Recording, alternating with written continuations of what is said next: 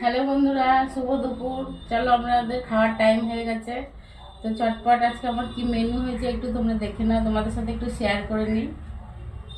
চলো।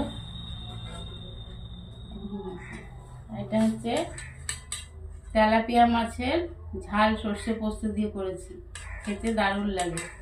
এই দেখো বন্ধুরা,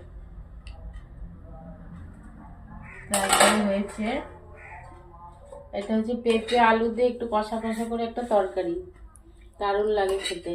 এই যে একটু মশলা টশলা দিয়ে একটু ভালো করে কষা কষা করেই করেছি।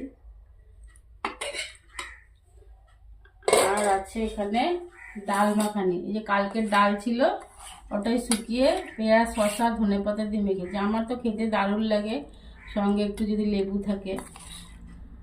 তো আজকে এই হচ্ছে আমার নর্মাল মেনু। চলো বন্ধুরা,